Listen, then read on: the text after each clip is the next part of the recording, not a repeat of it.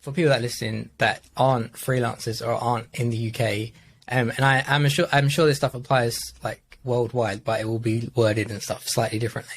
But in the UK, if you're a contract developer, you work for a limited company, right? So what often happens is you get paid X amount of money, you pay yourself a tax-friendly salary, which in the UK caps out about £50,000 depending on the year.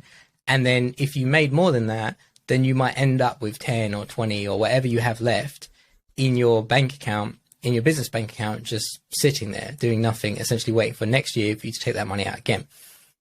So what kind of strategies do you recommend people can do with that money? Like, what are people's options? Because like I went through the kind of the usual stuff, right? Like, okay, you pay yourself a tax-friendly salary. All right, check. What else can I do?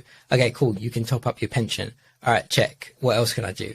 And then there's like, you can throw a Christmas party just because, that's a couple £100 that you can use on that. And you can do like trivial benefits and buy yourself an Amazon gift card every now and again and things like that. But at some point it becomes like, there's not really that much more you can do. And you still have this sum of money just sitting there, and you can either pay yourself the money and give a big portion of that to the tax man, or you can do other things. So what are the other things that people could be doing with that money? Yeah, that's a very good question, Rob. And in fact, this is where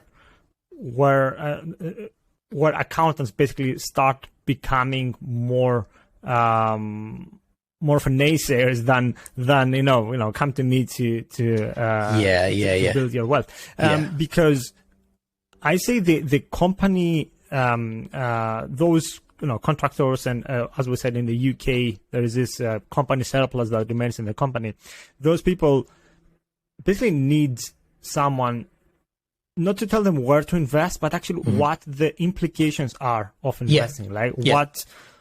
It's not as simple as, here in the UK we have the ISAs, right? So the individual savings account, which is a tax-free wrapper. So it's not as simple as just opening an account and just putting the money in there. There are tax implications for doing it, in the company, and there are different ways and different pros and cons between the approaches. One approach is to just open a company account and invest the amount of money there.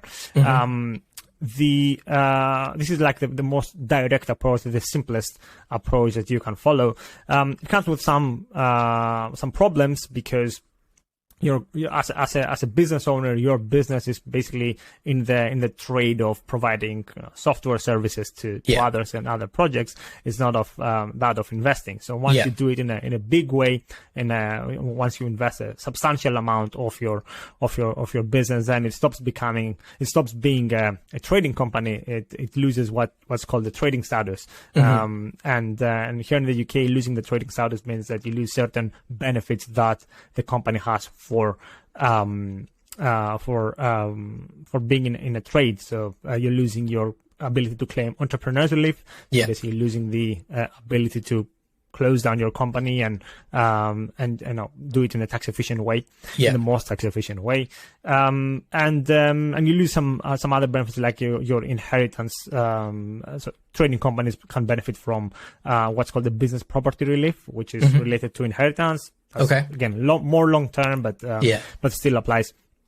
It's something that is not part of your trade. So there are other approaches to it, such as opening a different company to separate the trading from the investing part. So this different company can be either a separate company that you via loan, so you lend the money from your trading company to your investing company, or it could be a group structure. So you can set up a group that have companies such as a parent company that does investing, and a subsidiary, which is your trading, that keeps trading, as it used to. So there are pros and cons between these approaches, but the main thing is what you're trying to get out of it, when you need the money, because some people might say, I definitely want to invest, but you know what, I'd like to close the company down in 2 years. And investing, won't move the needle that much. If something, it will be risky to invest if you plan to close down the company in 2 years. So there are different approaches to it, and this is what this is why I tried to structure all the things in a more in a course that I created, because it's not easy to explain, let's say, in 5-10 minutes conversation what tax implications are. It's definitely not as simple as an ISA is, but it's not as complicated as you might think. So, and if you look at with the long-term dream and long-term goal in mind, then the benefits are there rather than just taking more money out of the business and paying the dividend tax. And basically what you do here is you defer your dividend tax, you defer the taxes for later on rather than paying the tax now and investing. And of course, people should definitely seek advice and when doing this. And the problem, at least here in the UK, is that unfortunately most accountants don't help much in this area. Sometimes they don't know. Sometimes they don't want to get involved in take risk for their clients, and it's sometimes they don't act as tax advisors, let's say, right? So they just do the bookkeeping part. They are in a special area, and they don't want to move out of their comfort zone. But of course, this creates problems. This creates opportunities as well, and I think that taking the time to learn what you can do and what can investing do for you and your future goals can pay dividends big way, literally and figuratively. So. Okay, sweet. All right, so I want to ask a couple questions about that, but first thing, so